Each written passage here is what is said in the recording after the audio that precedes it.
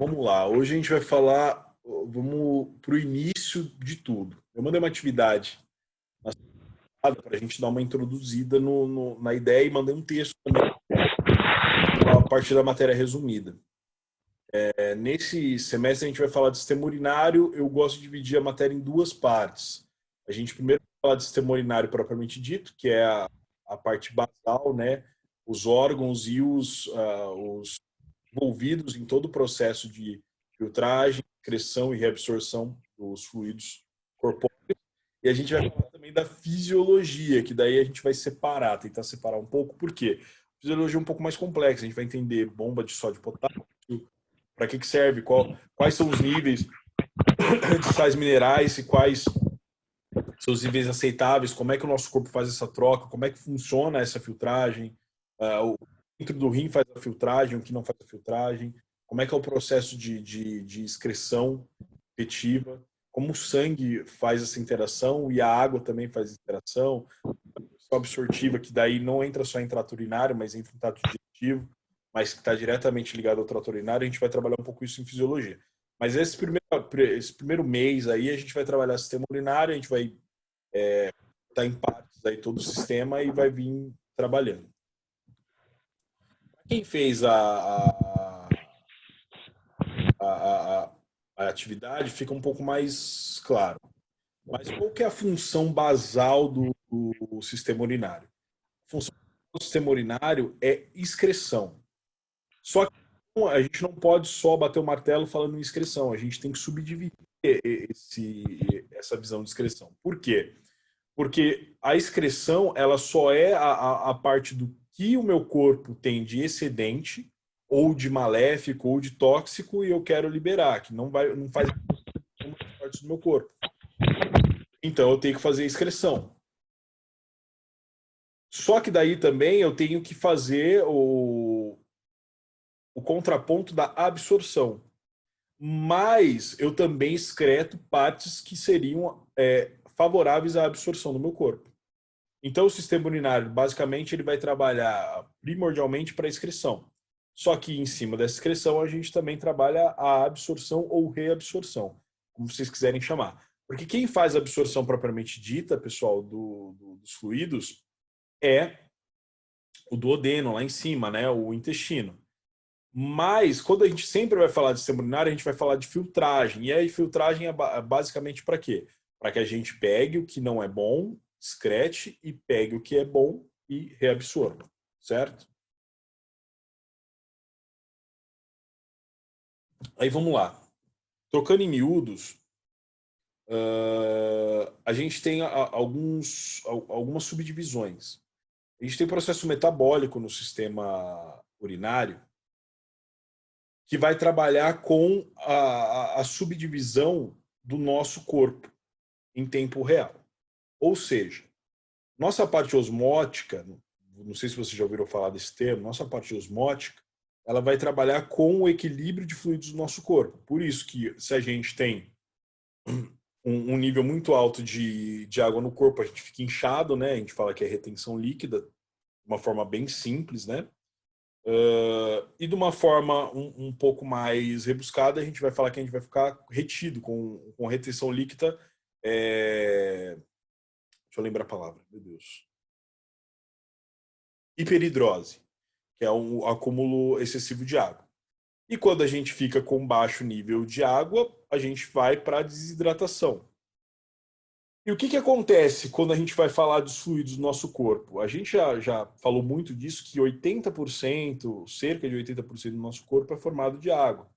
Se a gente não tem um fator favorável de água no nosso corpo, ou um nível favorável de água para o nosso corpo, ele tende a trabalhar em déficit. É como se fosse uma máquina. Se você pega o carro e você vive trabalhando com ele na reserva, vai chegar uma hora que vai queimar a bomba de combustível. Ou o carro vai parar. E aí, qual é a nossa bomba de combustível que trabalha para que a gente consiga se movimentar? Os nossos rins. Então, por que a gente toma água? Para a gente ter uma filtragem mais efetiva e para a gente não sobrecarregar os rins. Porque é um exemplo besta, mas a gente consegue enxergar num exemplo claro isso.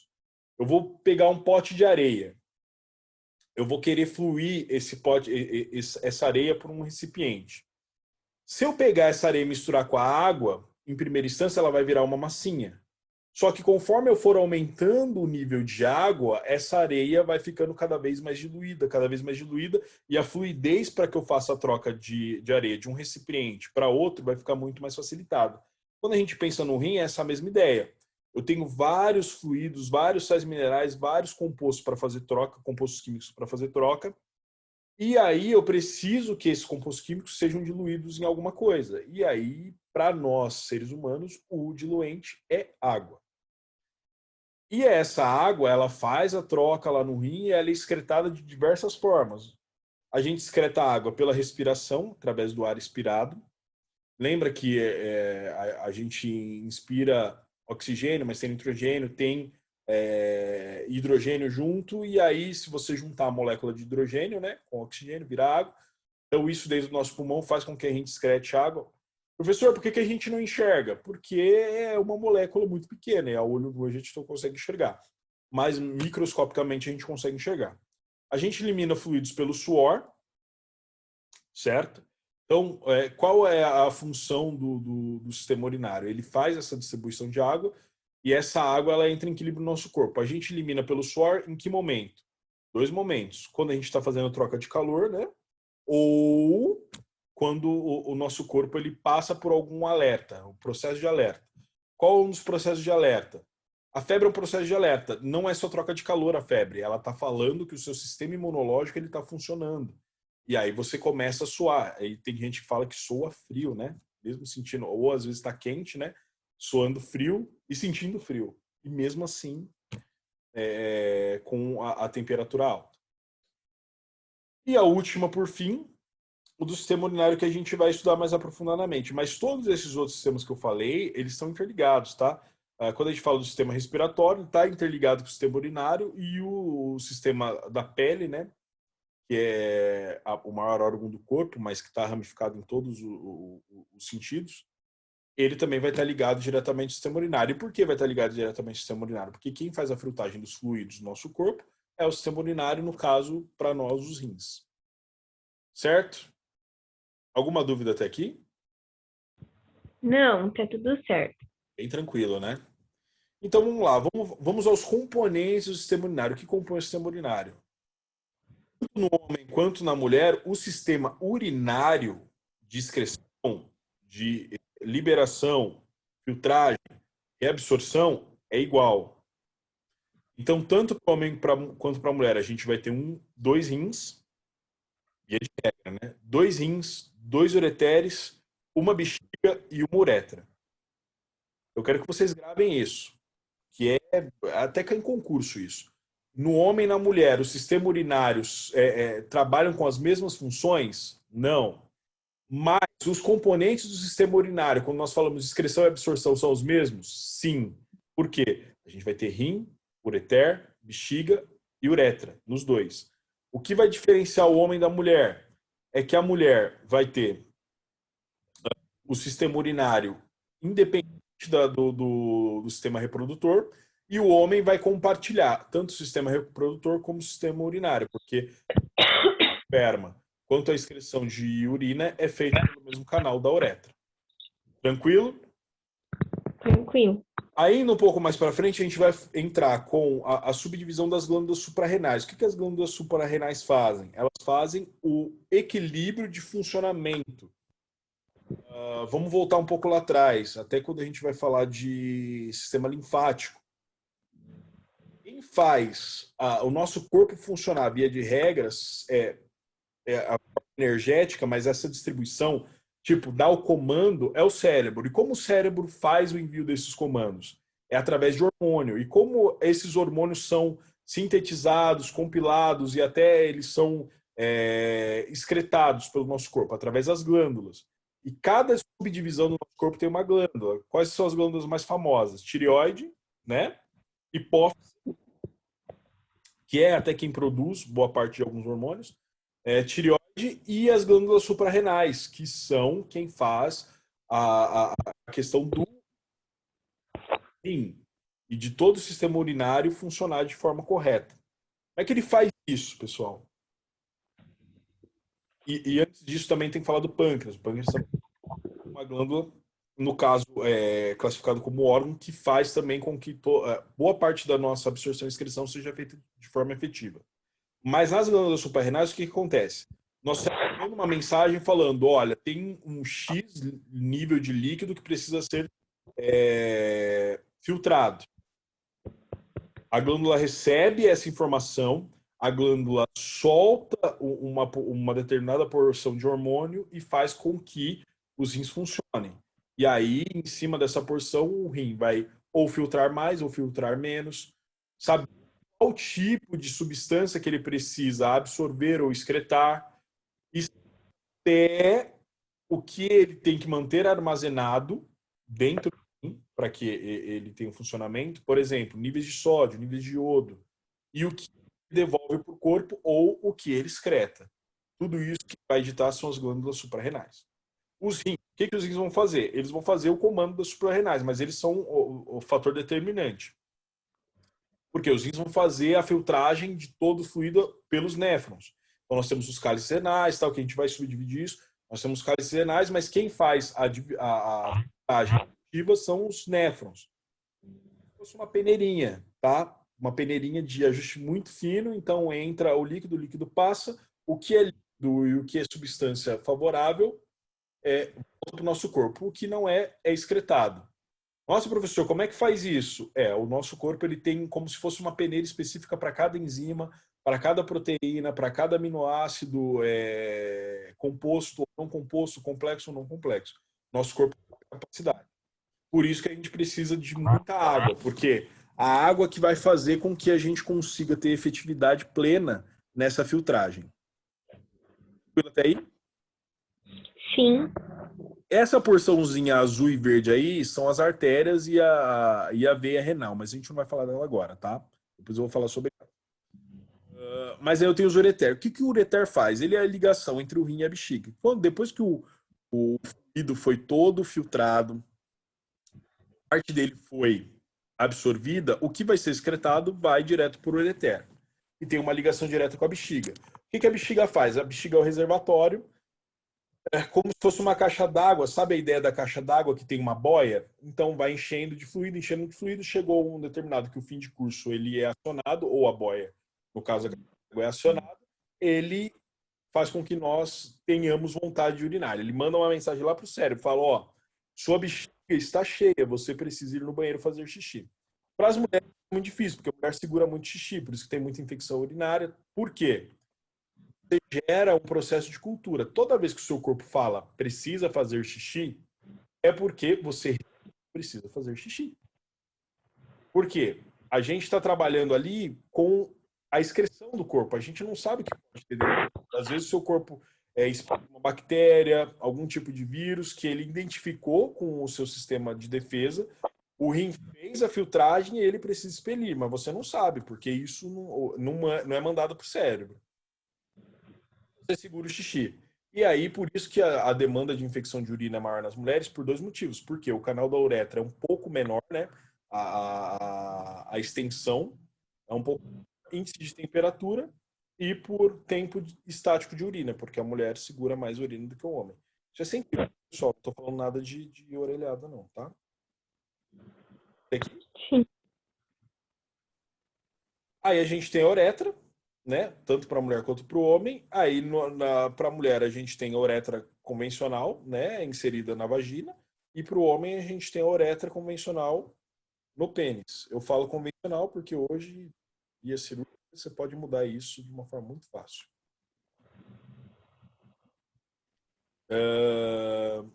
Vamos lá. A gente vai falar um pouco sobre os rins agora.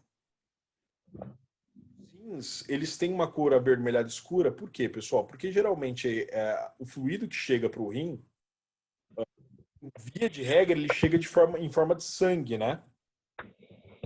Por quê? Ali a gente está vendo, não sei se vocês vão conseguir enxergar certinho, a gente está vendo aqui em azulzinho tudo que é veia, em vermelho vendo tudo que é artéria. O sangue arterial leva de volta para o pulmão, lembra? Leva para o pulmão tudo que é é carregado de CO2 e sangue arterial traz oxigênio. Por que a cor avermelhada? Esse sangue que está circundando tanto a veia renal quanto a artéria renal, ele passa por uma filtragem. Por isso que a carga vascular dentro do rim é alta e é a cor avermelhada dele. Outros órgãos que a gente vai ter essa ideia de cor avermelhada, fígado, baço, a gente vai ter também essa cor avermelhada, por quê? Alto índice de vasos sanguíneos e alto índice de fluxo sanguíneo também. Tá? Mas internamente, pós-néfron no cálice, quando já vai para pós-filtragem, quando já vai para o ureter, já é, pessoal, já é urina propriamente dita. E o que volta também para o corpo é em água, mas aí volta para a corrente sanguínea e é aderido pelo sangue, tá? O rim ele tem aproximadamente 10 centímetros de comprimento, isso varia de ser humano para ser humano, tá? Quanto maior o ser humano, teoricamente, maior o rim. Mas nessa proporção aí, centímetros, tá, pessoal? Não foge muito disso.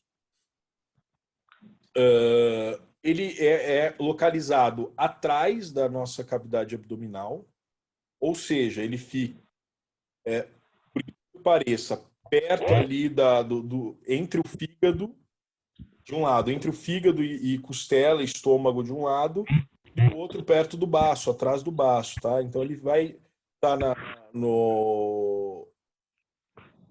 extremidade posterior e eles têm uma subdivisão que um vai ficar mais proximal aos pulmões e o outro vai ficar mais proximal à parte do intestino.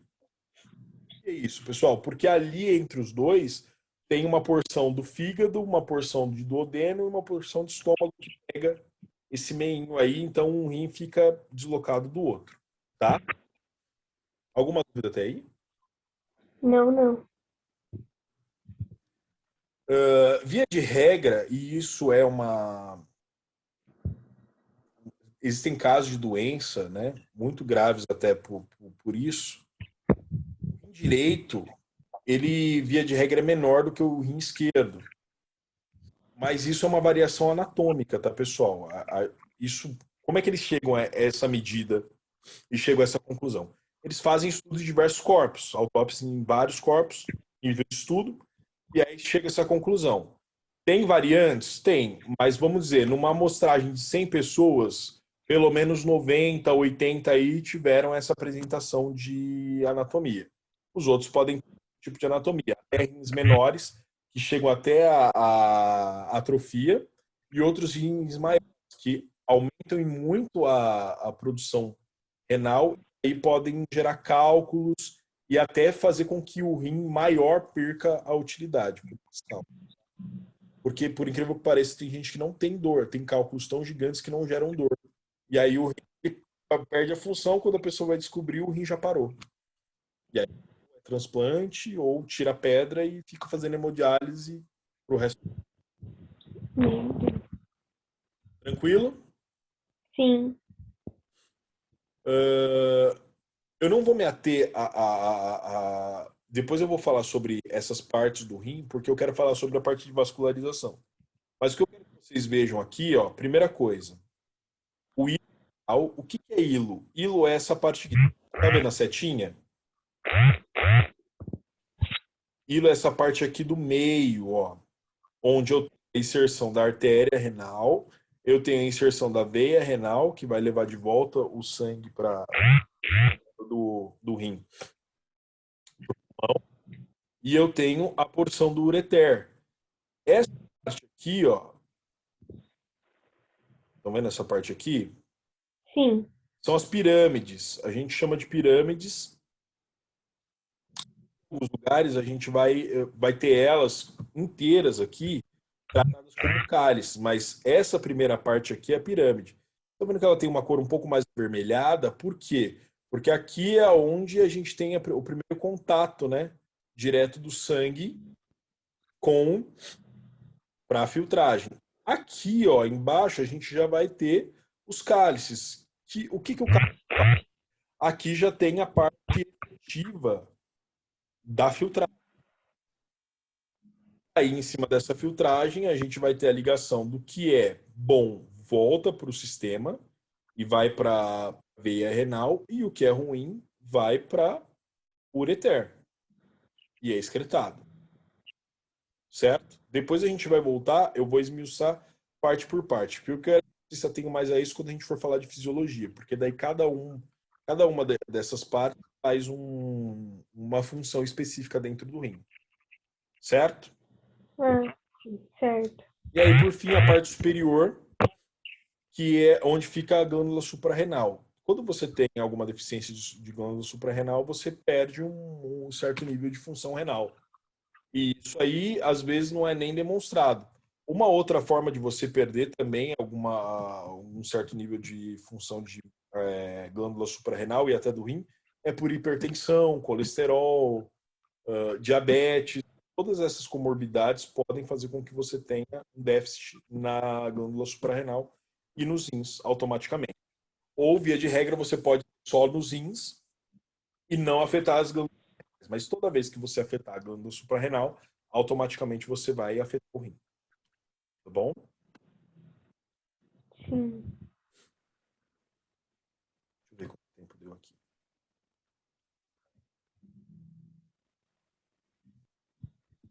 Por fim, por hoje, a gente trabalha com a ideia dos rins como purificadores. E aqui a gente vai ter um exemplo. Quando a gente fala de rim como purificador, nosso corpo, que hoje a nossa realidade não trabalha tanto com essa ideia, nosso corpo ele é projetado para ter um alto nível de consumo de proteína. E o rim trabalha muito mais para sintetizar proteína do que para sintetizar, por exemplo, o amido, que é um carboidrato. Outros tipos de carboidratos não complexos, que a gente tem carboidratos complexos e não complexos. Quando a gente vai para essa ideia de que o rim trabalha com a síntese de aminoácidos, que são as proteínas, eles têm diversas formas de filtrar. E a gente tem mais fluidos. Por quê? Quando a gente trabalha com aminoácidos, é a mesma ideia de um motor mesmo, pessoal. Trabalhando, esse motor precisa de óleo, esse motor vai fazer troca, e aí, em cima dessa troca, o óleo vai ficando velho, as peças vão batendo, e aí você precisa com que ele tenha funcionamento pleno. Então, a cada 10 mil quilômetros, 5 mil quilômetros, você vai lá e troca o óleo. No nosso rim, a ideia é a mesma. Precisa que ele funcione. Via de regra, para nós, seria o interessante a gente consumir muito mais proteína do que carboidrato. Mas hoje, no nosso mundo moderno, a gente consome muito mais carboidrato do que proteína, né? Mas pensando no ideal, com consumo alto de proteína, a gente teria que tomar muito mais água, porque, igual o exemplo da areia que eu dei, para que você tenha fluidez maior e que você consiga ter uma filtragem efetiva, você precisa ter mais líquido. E aí, pensando na proteína, que é hoje um dos maiores vilões do rim, porque automaticamente, a partir do momento que a gente parou de tomar água e consumir mais carboidrato, dá a falsa impressão de que o nosso corpo não precisa de tanta água. Mas se a gente tivesse um consumo de proteína ideal, né, para o nosso corpo, a gente cairia naquela tabelinha lá que faz 50 ml por quilo, né?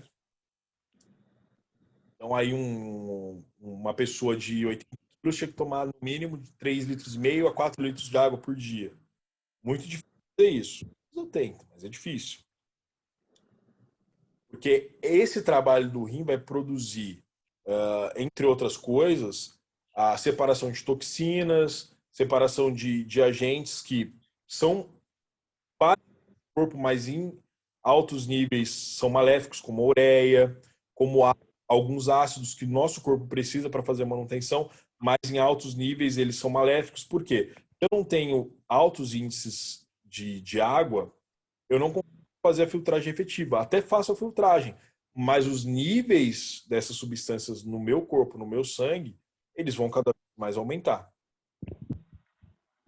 Certo até aí? Certo. Certo.